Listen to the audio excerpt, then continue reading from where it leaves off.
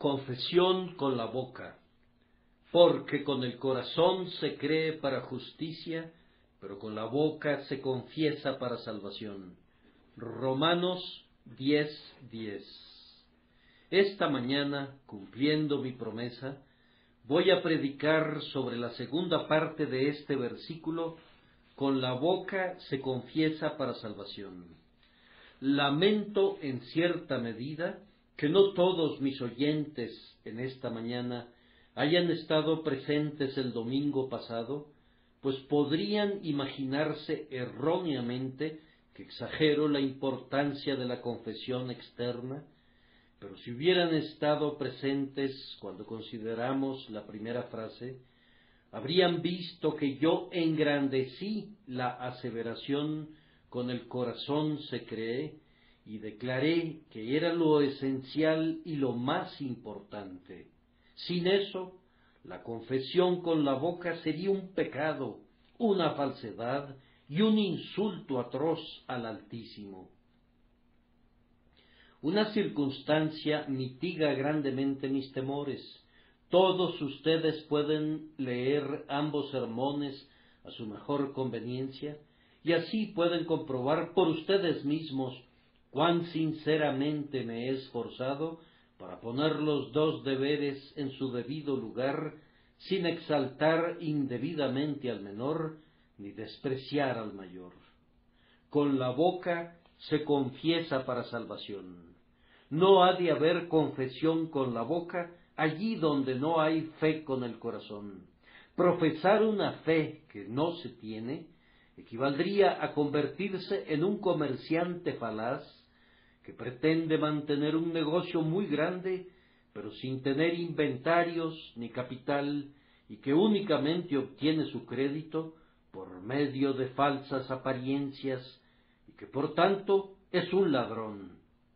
Hacer una profesión sin tener una posesión de la fe es ser una nube sin lluvia, un lecho de río que ha sido bloqueado con piedras secas y que está completamente desprovisto de agua.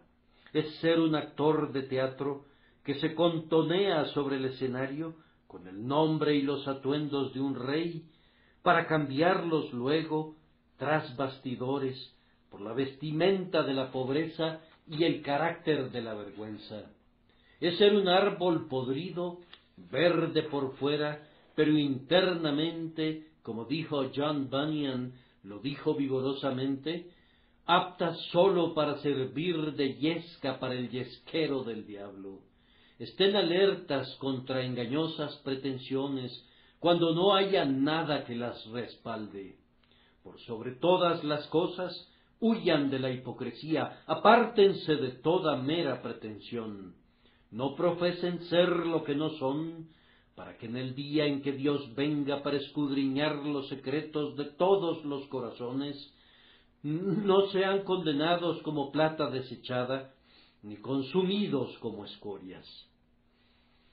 La verdadera fe, allí donde existe, produce obras, y entre todas ellas, una valerosa, constante y consistente confesión de Cristo.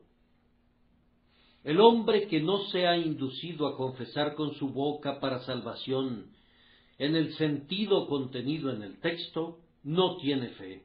La fe, sin obras, es una raíz muerta que no produce botones ni da ningún fruto. Es un pozo que no tiene agua y que más bien está saturado de un vapor mortífero.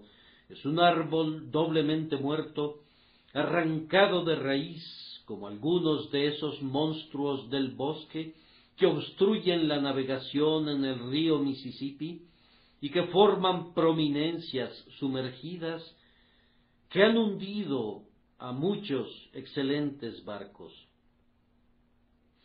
La fe sin obras es una de las cosas más condenables fuera del infierno. Huyan de ella, pues recuerden que si profesaran tener una fe en Cristo y su conducta no fuera santa, acarrearían oprobio a la Iglesia de Cristo. Ustedes estarían crucificando de nuevo al Señor de gloria. convertirían la verdad de Dios en una mentira, y si estuviese en su poder, harían de Dios el alcahuete de sus lascivias.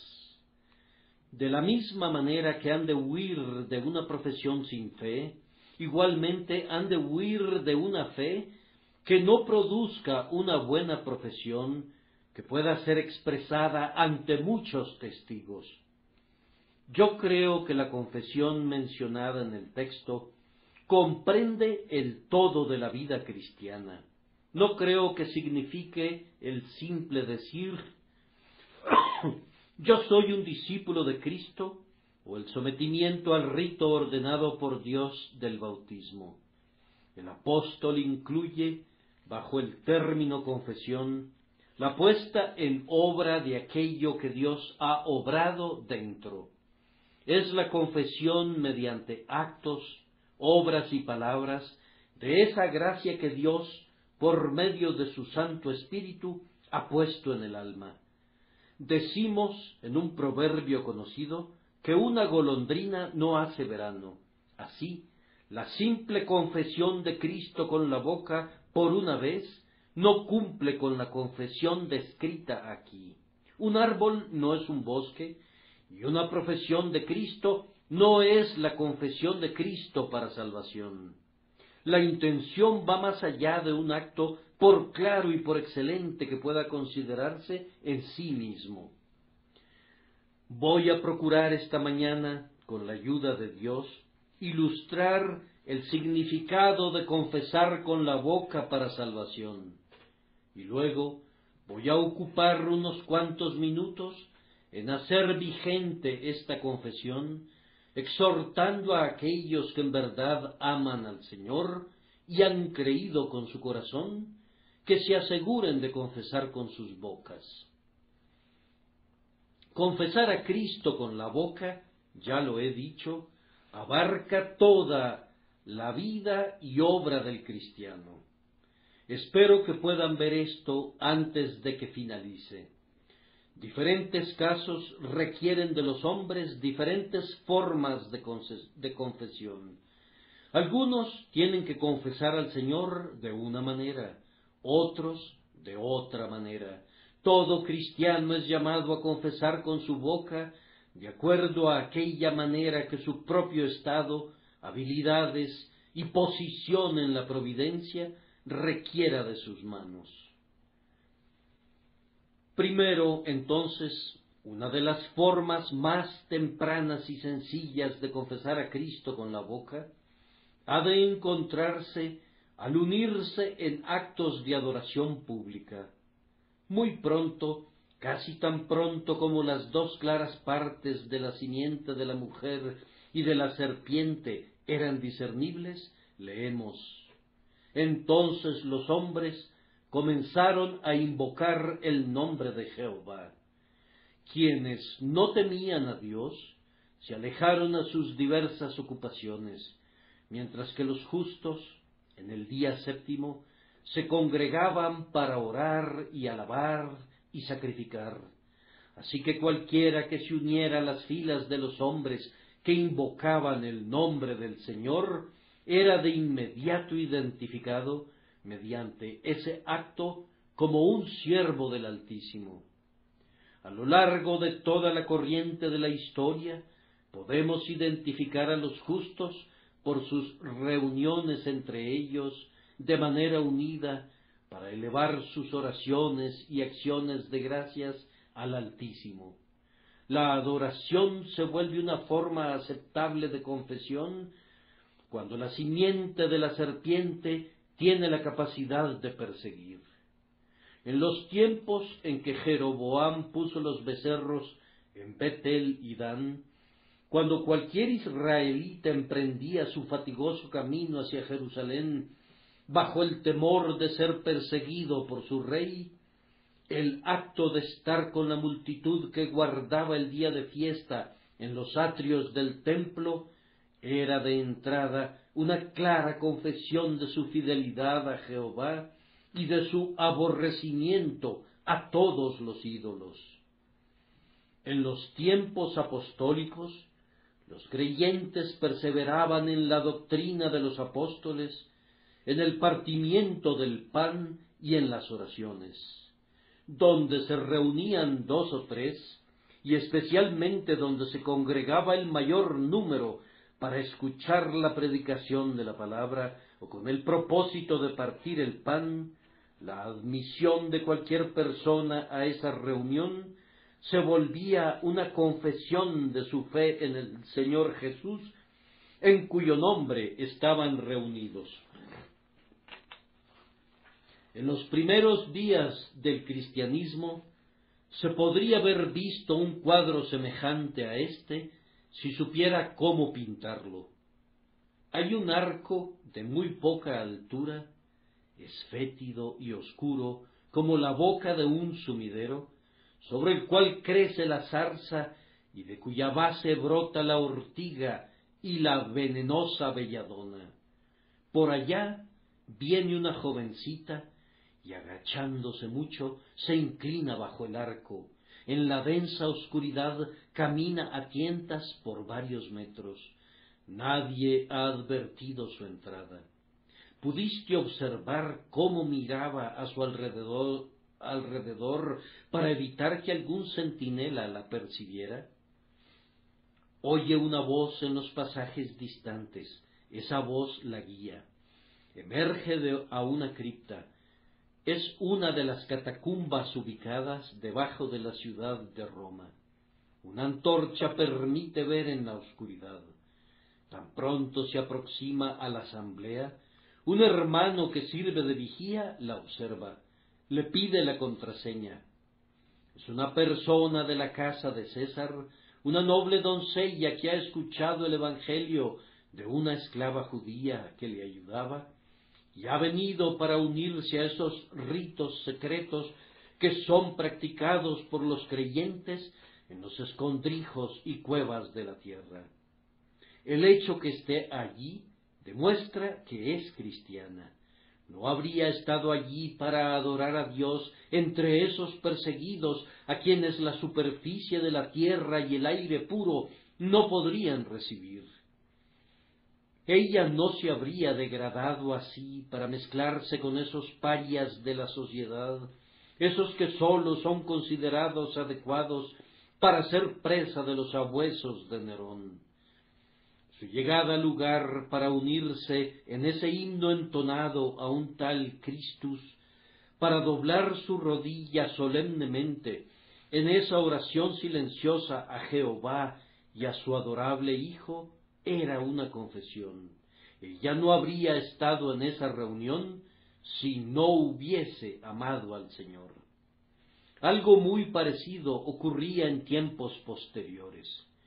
Si un hombre iba para oír a Lutero, habrías esperado que fuera cristiano, y especialmente en Inglaterra, cuando los Lollardos predicaban a un puñado de personas en alguna remota alquería con una vigía afuera que les advertía de la llegada de los monjes, habrías podido estar muy seguro que quienes adoraban de esa manera, cuando el castigo era la muerte, eran verdaderos discípulos del Señor. Además, en los días del glorioso pacto, cuando Cargill y Campbell abrían la Biblia y la leían a la luz de los relámpagos, mientras los dragones de Claverhouse husmeaban a su presa, habrías podido estar muy claro que aquel pastor con su perro, o aquel heredero apoyado en su fusil, o aquellas damas sentadas sobre el césped, escuchando con ojos llorosos las palabras ardientes del líder de los Covenanters, los firmantes del pacto escocés de la reforma religiosa, habrías podido estar seguro de que estaban por el Señor de los ejércitos y por su pacto y por la verdad que es en Jesús, pues de otra forma no se habrían reunido allí en medio de los santos del Dios viviente a riesgo de sus vidas. Hoy sucede lo mismo con unos cuantos. Hay algunas damas que tal vez han venido a esta casa esta mañana para quienes las últimas palabras de su esposo fueron: «Si vas allá, no volverás a entrar a mi casa otra vez». O tal vez fue la palabra del hermano que maldecía a su hermana por su amor a la verdad, o la maldición profunda y condenatoria del Padre sobre el Hijo por aventurarse a creer en Cristo. Su presencia aquí hoy es una clara confesión del Señor Jesús con su boca. Pero no sucede así con la mayoría de ustedes. No sucede así con 999 casos de cada 1000. Muchos vienen porque es la costumbre, y más, yo espero, porque siendo cristianos es su delicia venir siempre. Ellos no reconocen ninguna clara profesión de religión en el simple hecho de estar aquí, pues nos juntamos, santos y pecadores, píos e impíos. Y si esta fuera la única profesión de religión que hayamos hecho, no cumpliría la intención de mi texto. En tiempos de persecución lo haría, en los días oscuros, negros y sangrientos, lo haría, pero no hoy, pues ahora representa poca o ninguna confesión para la mayoría de nosotros sentarnos confortablemente en nuestros asientos y escuchar al predicador, y luego descender por la escalinata de piedra y proseguir nuestro camino. La confesión que se significa aquí es cumplida todavía de mejor manera mediante una debida atención a esas dos ordenanzas que Cristo quiere que sean la divisa de los creyentes.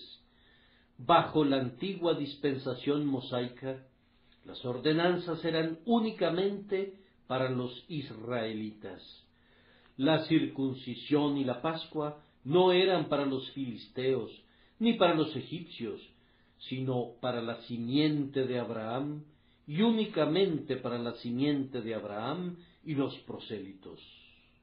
Ocurre lo mismo bajo la dispensación cristiana. No tenemos ordenanzas para los extraños, no tenemos ordenanzas para los forasteros ni para los extranjeros.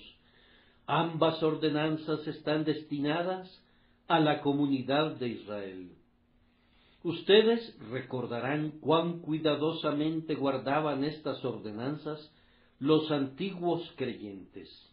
Encontrarán que el eunuco etíope cubrió toda la distancia desde el reino de Candace para poder asistir a la adoración en el templo, porque esa era la adoración distintiva del judío y del prosélito de la fe judía. No quería dejar de participar. Ustedes recuerdan cuán cuidadosa y ansiosamente los cabezas de las casas judías vigilaban que todos, incluyendo todos sus hijos, estuviesen presentes en la celebración de la Pascua. Ninguno de ellos quería descuidar aquello que los distinguía como un pueblo separado. Ahora, el bautismo es la marca de distinción entre la Iglesia y el mundo. Promulga muy hermosamente la muerte para el mundo de la persona bautizada. Públicamente ya no es más del mundo. Está enterrada para el mundo y ha resucitado a una nueva vida. Ningún símbolo podría ser más significativo. En la inmersión de los creyentes, me parece que hay una maravillosa promulgación del entierro del creyente en lo relativo al mundo, en el entierro de Cristo Jesús. Es cruzar el Rubicón. Si César cruzaba el Rubicón, no habría nunca más paz entre él y el Senado. César desenvaina su espada y arroja lejos la vaina de esa espada. El acto del bautismo es lo mismo para el creyente. Es cruzar el Rubicón. Es equivalente a decir: no puedo regresar a ustedes, estoy muerto para ustedes, y para demostrar que lo estoy, Estoy absolutamente enterrado para ustedes. No tengo nada más que ver con el mundo. Yo soy de Cristo y soy de Cristo para siempre. Luego, la cena del Señor, cuán hermosamente esa ordenanza expone la distinción entre el creyente y el mundo en su vida y aquello que alimenta su vida. El creyente come la carne de Cristo y bebe de su sangre. Me sorprende que algunos de ustedes, que aman a mi Señor, se mantengan alejados de su mesa. Fue su voluntad al morir: haced esto en memoria de mí.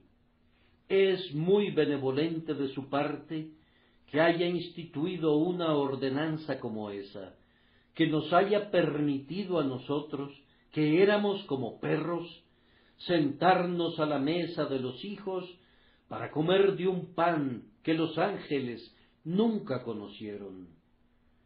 No entiendo, mi querido hermano, mi querida hermana, qué tipo de amor pueda ser el suyo si oyen que Jesús dice: si me amáis, guardad mis mandamientos, y sin embargo ustedes descuidan sus ordenanzas.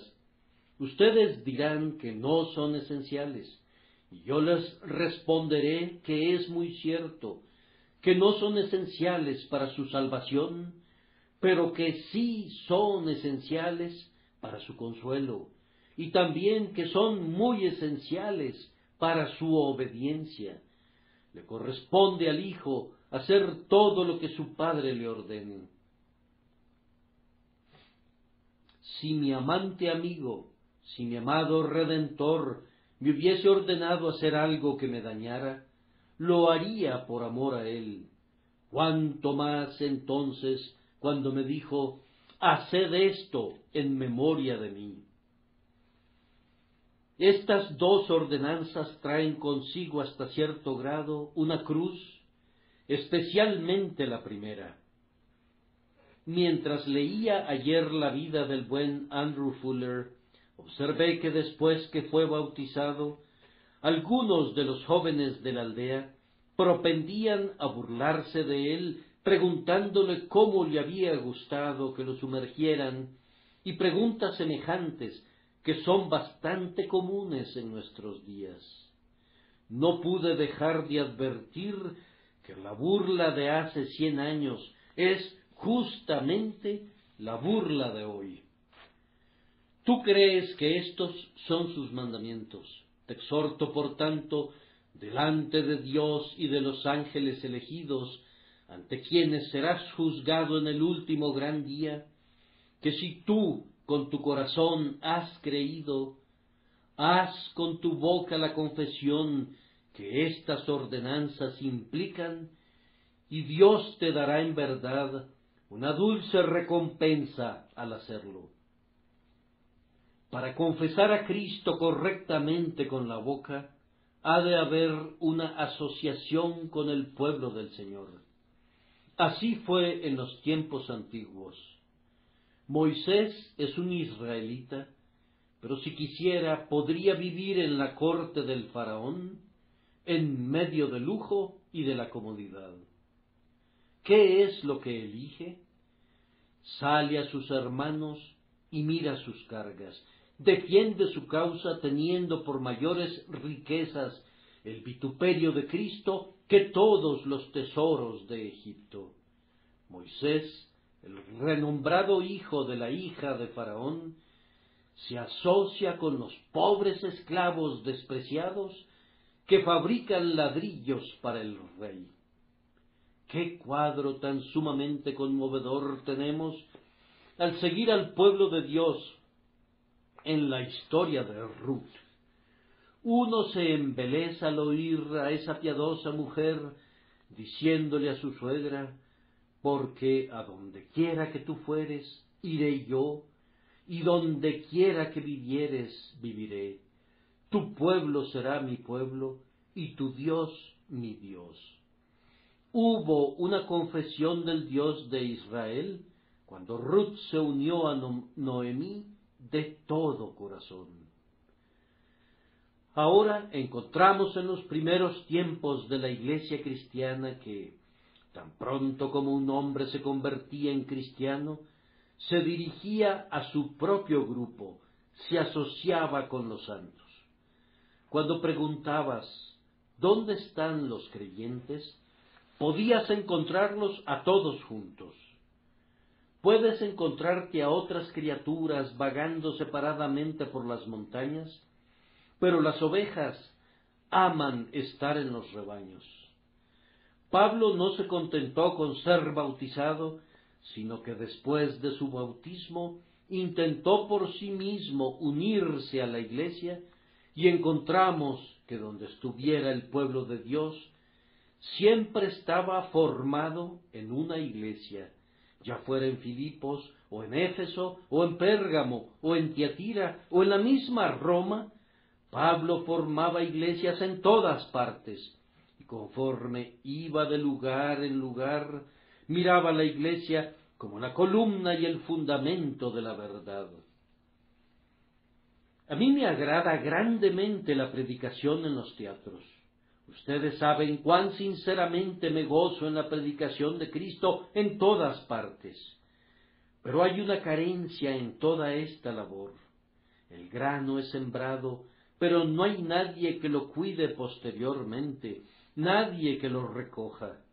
La manera en que todo esto ha de ser implementado no es por medio de asociaciones, sino por la Iglesia. La Iglesia de Dios es la verdadera madre de los convertidos. Es de su seno que han de nacer, y en su pecho han de alimentarse, y en sus rodillas han de ser mecidos. Esos que van por todos lados hablando con ligereza de la comunión de la Iglesia y quisieran que todos los cristianos se mantuvieran separados de las iglesias, hacen daño y son, sin saberlo, agentes del mal, pues la Iglesia es, bajo Dios, una gran bendición para el mundo, y la unión con la Iglesia tiene el propósito de ser un método de confesión que no ha de ser descuidado. Supongan por un momento, hermanos, que en vez de esta compacta falange de esta Iglesia, estuviéramos separados en cristianos individuales y no mantuviéramos ninguna asociación los unos con los otros. Yo no dudaría en afirmar que algunos de los de corazón más ardiente entre ustedes se enfriarían, pues al asociarse unos con otros se promueve su celo y se enciende su entusiasmo. Los pequeñitos que están entre nosotros serían sometidos a no sé qué herejía peligrosa y a qué falsa doctrina, y también el hermano o la hermana más fuertes de aquí sentirían que sería una solemne pérdida si tuvieran que descontinuar la asociación con los hermanos y hermanas en Cristo que ahora los consuelan y fortalecen. Para algunos, la confesión con la boca conllevará el tomar la cruz en la familia. No conozco ninguna otra forma en la que esta confesión sea más agradable a Dios y al mismo tiempo más ardua para los hombres que tomar la cruz en la familia. Pudiera ser que fueras el primer convertido de la familia y que frecuentes la casa de Dios mientras los demás siguen sus placeres en el día del Señor. Te pones a orar y en el momento en que te arrodillas en esa recámara, hay una risa que resuena en sus paredes. Hablas de Cristo y de las cosas divinas, y el Padre y la Madre abren sus ojos, y todos los hermanos y hermanas tienen una mofa y un escarnio para ti. Tú me preguntarás qué deberías hacer. Persevera, mantente firme, sé constante, pues ahora es que debes hacer una confesión con tu boca para salvación. Yo no voy a creer que tu fe te salve, a menos que ahora sin ninguna duda, y al costo que fuese, aunque fuera a riesgo de perder el amor de tu padre y los cuidados de tu madre, dijeras de inmediato: no puedo evitarlo, lamento causarles una vejación, pero no puedo amar a mi padre o a mi madre más que a Cristo, para no ser indigno de él. Tienes que estar dispuesto a renunciar a todo lo que te es cercano y muy querido, lo que fuera, aunque lo amaras como a ti mismo y fuera tan precioso como tu propia vida. Debes renunciar a todo ello si se interpusiera en el camino en el que sigues a Cristo Jesús, el Señor. Ahora bien, dirá alguno, esto es muy duro. Sí, pero recuerda por quién lo haces. Es tu Redentor, que dejó la corte de su Padre y se encarnó para poder ser uno contigo, y extendió sus manos sobre la cruz y entregó su costado a la lanza. En verdad, todo aquello a lo que pudieras renunciar es una nimiedad comparado con aquello a lo que Él renunció por ti. Hazlo alegremente, hazlo de inmediato.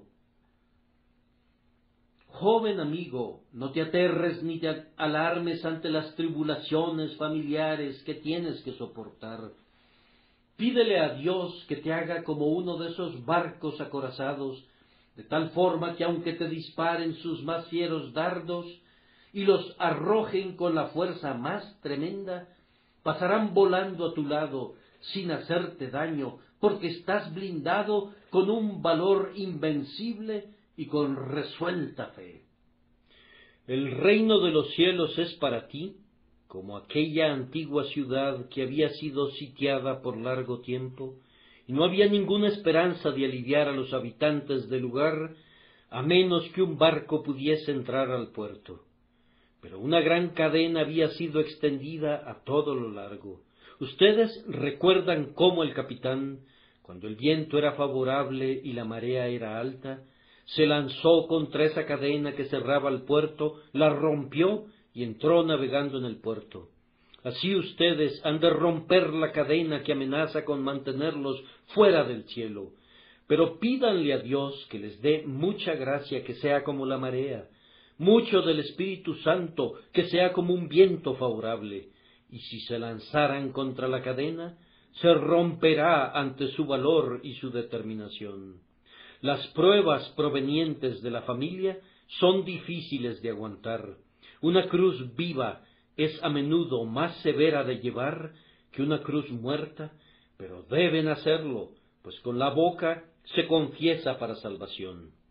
Esta confesión será muy aceptable si es hecha en tiempo de tentación.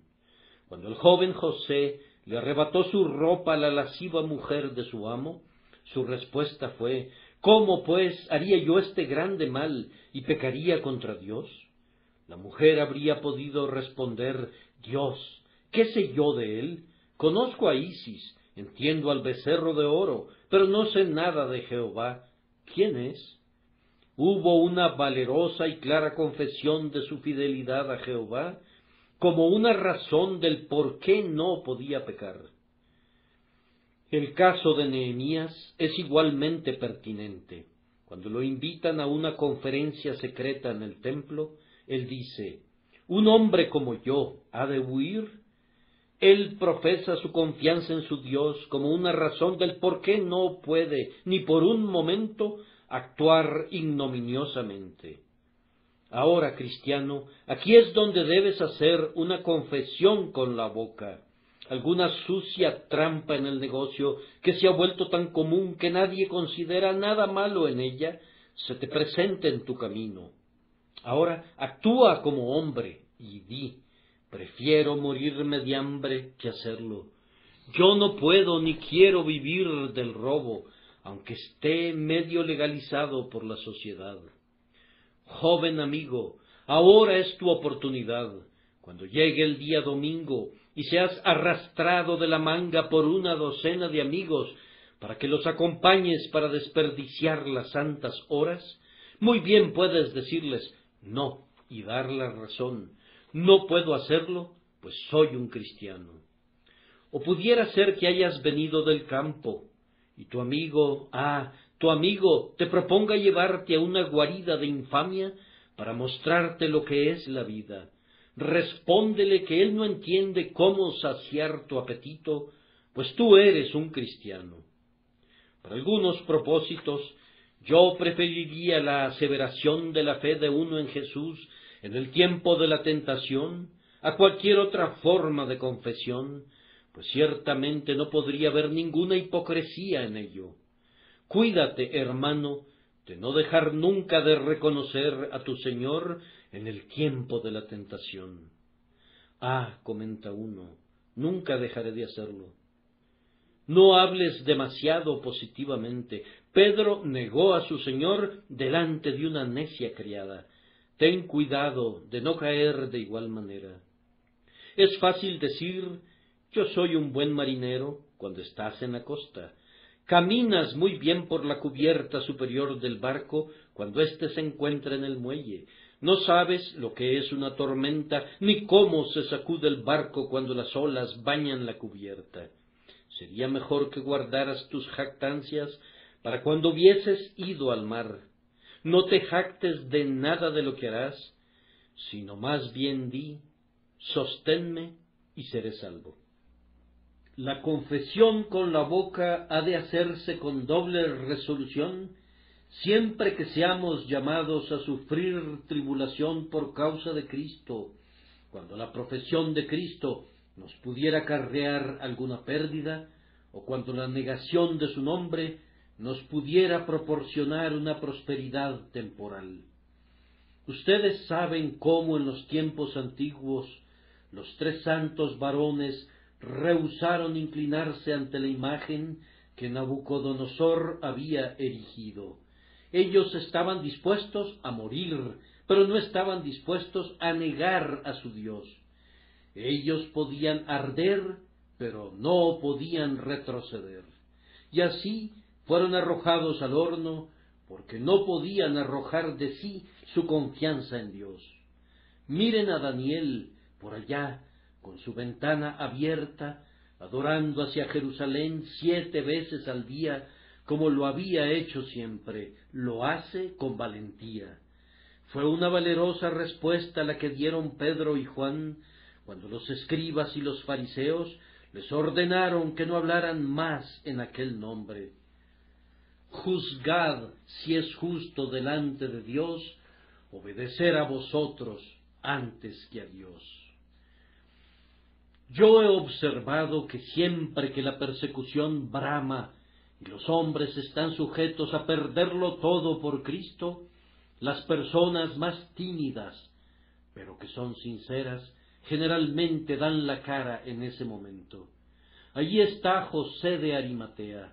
No se escucha de él cuando Jesús vive, pero cuando el cuerpo de Jesucristo está sobre la cruz, ¿quién es el que entra a la cueva del león? ¿Quién es el que va a Pilato? José de Arimatea pide el cuerpo de Jesús. Él encuentra el sepulcro. ¿Y quién es el que ayuda a envolverlo en lienzos con especias aromáticas? Pues Nicodemo, que vino a Jesucristo de noche, otro cobarde. Ambos progresan y ya no son más cobardes en la hora del apuro. El ciervo huye veloz cuando ve a los sabuesos, pero cuando se ve acorralado, lucha con la valentía de la desesperación. Así, quienes son tímidos cristianos temblorosos en tiempos ordinarios, a la hora de la verdad, dan un paso al frente y son tan valerosos como los creyentes más heroicos. Algunos de ustedes esconderían sus cabezas si llegáramos al punto de la persecución, de la hoguera y de la muerte. Erasmo solía decir que no tenía la madera apropiada para ser un mártir. Por eso, yo creo, los católicos seguidores del Papa pintan a Erasmo como colgando en algún punto entre el cielo y el infierno, y los protestantes no necesitan disputar por causa de esa pintura. Él poseía algún tipo de conocimiento de la verdad, pero no tenía el valor de declararla, y temblaba mientras su amigo Lutero fue directo al frente y golpeó la triple corona sobre la frente del Papa. No seamos nunca como Erasmo. Si Jehová es Dios, seguidle, y si Baal, id en pos de él.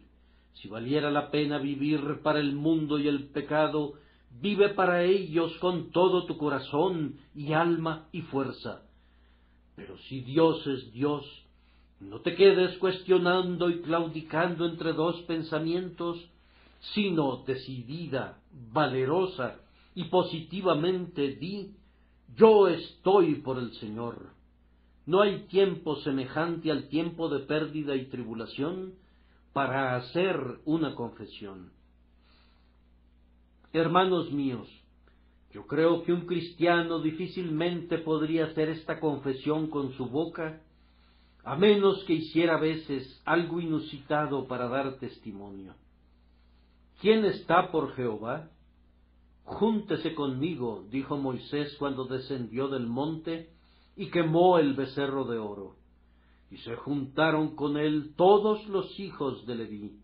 Y él les dijo: así ha dicho Jehová, el Dios de Israel: poned cada uno su espada sobre su muslo, pasad y volved de puerta a puerta por el campamento, y matad cada uno a su hermano, y a su amigo, y a su pariente. De vez en cuando seremos incapaces de confesar a Cristo, a menos que hagamos algo que parecería duro y extraño, pero que debe hacerse por Dios y por la causa de la verdad.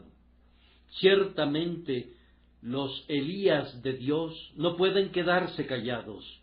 Mientras miles de sacerdotes de Baal están encendiendo sus fuegos e invocando a Baal, ellos deben pasar al frente.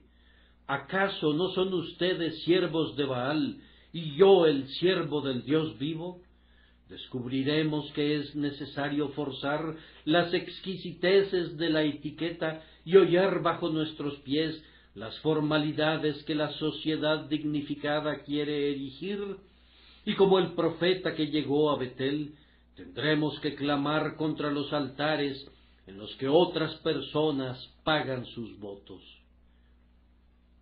Yo he admirado, y aquí tomo mi cruz con un buen hermano, yo he admirado grandemente un testimonio dado recientemente en la asamblea de la Iglesia Libre de Escocia por mi hermano Candlish, en contra de la inscripción que fue colocada sobre el mausoleo erigido en memoria del excelente príncipe Alberto.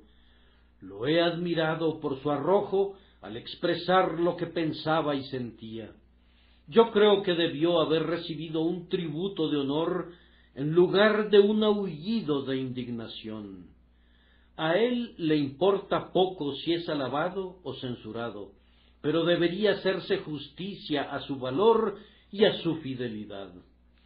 Él ha señalado el carácter papista de la inscripción, de la cual me aventuro a decir que el propio príncipe la aborrecería si su espíritu pacífico visitara el mausoleo. Si recuerdo correctamente, el señor Baptist Noel nos ha informado que el príncipe exclamó en su lecho de muerte: «Nada en mi mano llevo, simplemente a tu cruz me aferro». Murió siendo cristiano, aferrándose humildemente a la cruz de Jesús. Por tanto, su mausoleo está siendo deshonrado por una inscripción apta para un santo del papado, pero no para alguien que amó al Señor Jesucristo. No hay ninguna deslealtad cuando expresamos francamente nuestra opinión, ni pretendemos interferir en la libertad de otros. Debería otorgarse una licencia abierta al efecto, y la aflicción debería tener su propia escogencia de palabras, pero es un error, si es que no es un pecado, y poner un panegírico papista cuando un epitafio cristiano habría sido más apropiado. Yo tomo mi cruz con Candlish, y no sería sincero con Dios si no lo hiciera, pues yo creo que quien confiesa a Cristo, algunas veces contra la tendencia popular y la corriente popular, es la única persona que puede esperar recibir una recompensa de su Señor por haber actuado fielmente en todas las cosas. Algunas veces tendrán que hacer esto, pero no siempre, tal vez no con frecuencia. No pierdan su camino por dar testimonio, pero cuando la carga del Señor esté sobre ustedes, testifiquen, y que nadie los meta en miedo. Además, no es posible confesar a Cristo con la boca, a menos que estemos dispuestos a usar nuestra posición como un método de confesión. Josué es cabeza de una casa. Él usa esa posición. Pero yo y mi casa serviremos a Jehová. Yo no puedo creer en su fe si ustedes no se preocupan de que Dios sea reconocido en su casa, que el altar familiar sea erigido, que el sacrificio humee sobre ese altar. Si no pudiera ser 2 veces al día, que sea por lo menos una vez, pero asegúrense de pagar sus votos al Altísimo en esa posición, pues de lo contrario no habrían hecho una confesión para salvación. O pudiera ser que tengan alguna influencia donde puedan ayudar a la Iglesia de Cristo. Háganlo diligentemente. Esther es la reina de Asuero. Si ella dejara de identificarse como judía, y si no hiciera suya la disputa de Israel con Amán, entonces ella sería repudiada. Ella llegó al reino para un momento como ese. Algunos de ustedes son patronos de muchos empleados, o tal vez podrían ser miembros del Parlamento, o tal vez se muevan en esferas en las que tienen el poder suficiente para influenciar las mentes de otras personas. Sean diligentes en hacerlo por Dios, pues toda esa influencia es dinero dado a ustedes para que lo pongan al interés para su Dios y Señor, y si lo enterraran en una servilleta o lo usaran solo para ustedes mismos, Él tendría que decirles en el último gran día: siervo malo y negligente, serás entregado a los verdugos. Además, hay algunas personas que no confesarán nunca con sus bocas al Señor Jesús, como deberían hacerlo, a menos que se vuelvan predicadores. David dijo que él había predicado la palabra en la gran congregación, y se jacta de que no ha rehuido anunciarla delante de los reyes. Ahora, hay algunos de ustedes que poseen la habilidad de hablar, pero nunca lo hacen. Toda la longitud entera de las calles de Londres los espera como un púlpito. La población entera de Londres está lista para hacer su audiencia. ¿Por qué no comienzan a hablar? Pueden hablar sobre política. La otra noche, en la institución literaria, entiendo que leíste un ensayo capital sobre un tema de astronomía. Si amas al Señor, ¿vas a dar toda tu atención a esos temas inferiores? No, al menos algunas veces da tu atención a quien te compró con su sangre. No sois vuestros, porque habéis sido comprados por precio. Preocúpate entonces que tu conversación sea más de Cristo que de cualquier otra cosa que poseas. Habla a favor de tu Dios y Señor. Me comentas que eres nervioso. Que no te preocupe tu nerviosismo. Inténtalo una vez. Si te tropiezas 12 de veces, inténtalo otra vez.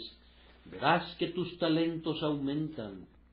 Es sorprendente ver cómo esas interrupciones hacen más bien que nuestra continuidad. Simplemente libera a tu alma de lo que hay en ella. Que tu corazón se ponga al rojo vivo y entonces, como algún volcán que está vomitando sus entrañas más íntimas, deja que la lava ardiente de tu exposición se deslice a borbollones. No te deben importar las gracias de la oratoria, ni los refinamientos de la elocuencia, sino expresa lo que conoces. Muéstrales las heridas de tu Salvador, proclama su aflicción para que ella les hable. Y será sorprendente cómo tu lengua tartamudeante se convertirá en un mejor instrumento, porque tartamudea, pues lo necio del mundo escogió Dios para avergonzar a los sabios, y lo débil del mundo escogió Dios para avergonzar a lo fuerte, y lo vil del mundo y lo menospreciado escogió Dios, y lo que no es, para deshacer lo que es. Ustedes pueden ver, hermanos, que esta confesión de Cristo con la boca es una obra de toda la vida. El cristiano debe ser alguien como un médico. Ustedes saben que consideramos al médico un hombre profesional. Bien, ¿cómo profesa el médico?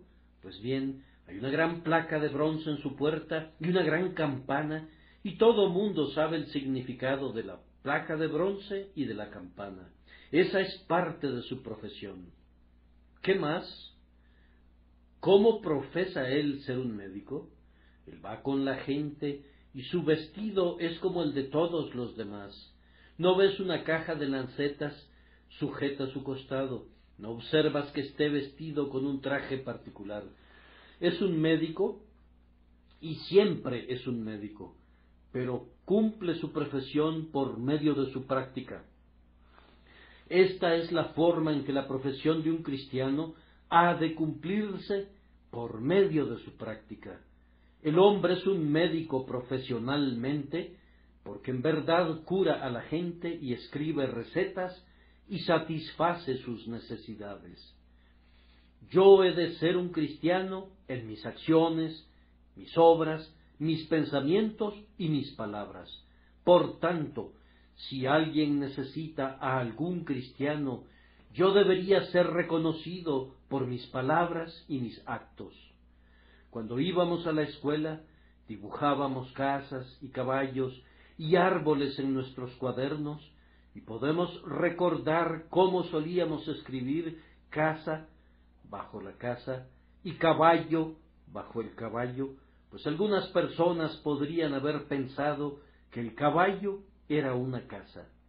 Así hay algunas personas que necesitan usar un gafete alrededor de su cuello para mostrar siquiera que son cristianos, pues de lo contrario podríamos confundirlos con pecadores, pues sus acciones son muy semejantes. Eviten eso, que su profesión sea manifiesta por su práctica, sean tan claramente un trazo de la pintura divina, que en el momento que alguien ponga la vista en ustedes diga, sí, esa es la obra de Dios, ese es un cristiano, la más noble obra de Dios. Cuento solo con 1 minuto o 2, justo para pronunciar unas pocas palabras de exhortación. Queridos amigos, asegúrense de confesar a Cristo con su boca. No pongan ninguna excusa, pues ninguna excusa que puedan poner sería válida. Dices que vas a perder tu negocio. Piérdelo y ganarás tu alma. Que no estarás a la moda. ¿Qué importancia tiene estar a la moda? Que serías despreciado por aquellos que te aman. ¿Acaso amas a tu esposo o a tu esposa más que a Cristo? Si así fuera, no serías digno de él. Pero eres tan tímido. Preocúpate de no ser tan tímido como para estar perdido al final, pues los temerosos y los incrédulos tendrán su porción en el lago que arde. No me refiero a aquellos que temen y algunas veces tienen dudas de su interés en Cristo, sino a aquellos que tienen miedo de confesar a Cristo delante de los hombres. Ustedes saben que en el silencio de la hora de la enfermedad o de la muerte, ninguna excusa, independientemente de cuán plausible pueda parecerles ahora, responderá a su conciencia. y si no responderá a su conciencia, pueden estar seguros de que no satisfará a Dios. Enseguida, recuerda cuán deshonroso es que digas que crees con el corazón, pero que no hicieras una confesión. Eres como una rata escondida detrás del friso de la pared, que sólo sale cada vez y cuando nadie la mira, y luego corre a esconderse otra vez. ¡Qué metáfora tan degradante!, dirás. Pretendía degradarte con ella para sacarte de tu cobardía. ¿Cómo ha de ser tratado Cristo de esta manera, como si el nombre de Cristo habría de ser profesado en hoyos y esquinas ocultos? No, que se diga ante el rostro del sol: en verdad yo amo a Jesús, que se entregó por mí. No es algo que se deba decir cuando se está solo, ni se ha de ocultar de los oídos de los hombres. Él murió frente al rostro del sol, rodeado de escarnecedores, y rodeados de escarnecedores, declaremos también nuestra fe en Jesucristo. Por otro lado, cuán honorable será esa confesión para ustedes. Si yo tuviese que unirme a algún ejército y encontrar en las listas convocatorias una relación de todos los granujas y de toda la escoria de las calles, no creo que me gustaría ser un soldado. Pero si, por otro lado, viera que mi coronel es un gran vencedor y que tendría por compañeros y camaradas a hombres que tuvieran algunos gloriosos nombres sobre sus estandartes, me sentiría honrado de que se me permitiera ser el que toque el tambor en un regimiento de esa naturaleza. Así, cuando leo la lista y encuentro a Abraham, a Isaac, a Jacob, a Moisés, a David, a Daniel, a Isaías, al propio Jesucristo, a los apóstoles, a Lutero, a Calvino, a hombres cuyos nombres se han vuelto nombres caseros en cada familia cristiana, consideraría un honor si mi nombre se encontrara escrito con el de ellos, como el soldado más humilde y débil de todo el ejército. Es algo honorable. Por tanto, toma tu decisión para unirte a nosotros, y debes estar preparado a ser despreciado como un seguidor del Señor Jesucristo. Yo los exhorto a esto porque los hará útiles. ¿Qué bien podría ser un cristiano secreto? Es una vela puesta debajo de un almud, es una luz encerrada en una linterna sellada. Tu luz ha de brillar. ¿Para qué serviría un cristiano secreto? Sería como sal desvanecida. ¿Y para qué serviría sino para ser hollada por los hombres? Vamos, el sabor de su sal ha de sentirse por todo el mundo. La gracia es suficiente. Ese es otro argumento para ti. Yo creo que tendrás nuevas responsabilidades y peligros si haces una confesión. La gracia es suficiente. Si la gracia te pusiera sobre un pináculo del templo, ten la certeza que la gracia te mantendrá allí. Si te quitas del pináculo y te bajas al piso duro, estarías inseguro allí. Pero si Dios te pone sobre el pináculo, podrían venir todos los diablos del infierno para empujarte hacia abajo, pero permanecerías firme. No seas desobediente eligiendo tu camino, sigue el camino de Dios y estarás seguro en él. Por último, el galardón es espléndido. A cualquiera, pues, que me confiese delante de los hombres, yo también le confesaré delante de mi Padre que está en los cielos. Había una vez un príncipe de legítima sangre real que abandonó el palacio de su padre y viajó a un lugar distante en los dominios del rey, donde era poco conocido y aceptado. Era un verdadero príncipe y mostraba en su rostro esas señales de realeza, esa extraña divinidad que circunda a un rey, que podría haber conducido al espectador a saber que pertenecía a la realeza. Pero cuando llegó al lugar, la gente dijo: «Este es el heredero del trono, insultémoslo, mostrémosle nuestro desagrado». Otros decían que no era un heredero del todo, y se pusieron de acuerdo para ponerlo en el cepo. Cuando se encontraba allí, todos los hombres le arrojaban todo tipo de inmundicias y le lanzaban todo tipo de duras palabras, y decían: ¿quién se atrevería a reconocerle como príncipe? ¿Quién se atrevería a apoyarlo? Se levantó un hombre en medio de la multitud y dijo: «Yo me atrevo».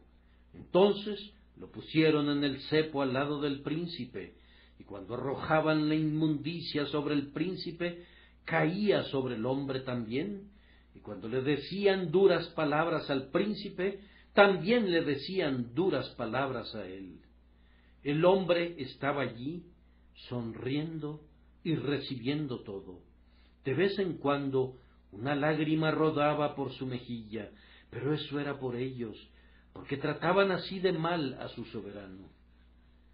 Pasaron los años, y el rey vino a esos dominios y los subyugó. Y vino un día de triunfo sobre la ciudad conquistada. Los gallardetes pendían de todas las ventanas, y las calles estaban salpicadas de rosas. Entraron las tropas del rey uniformadas con relucientes armaduras de oro y con penachos en sus yelmos brillantes. La música resonaba dulcemente, pues todas las trompas de gloria tocaban. Era del cielo que habían venido. El príncipe recorría todas las calles en su glorioso carruaje, y cuando llegó a las puertas de la ciudad, allí estaban los traidores atados con cadenas. Comparecieron temblando ante él. Él se fijó en un hombre en medio de la multitud que estaba libre y sin cadenas, y preguntó a los traidores: «¿Conocen ustedes a este hombre? Él estuvo conmigo en aquel día en que ustedes me trataron con escarnio e indignación. Él estará conmigo en el día de mi gloria». «Ven acá», dijo, y en medio del sonido de las trompetas y la voz de aclamación, el pobre, despreciado y rechazado ciudadano de esa ciudad rebelde recorrió las calles en triunfo al lado de su rey, que lo vistió de púrpura y puso una corona de oro puro sobre su cabeza. Allí tienen la parábola. ¡Vívanla! Amén.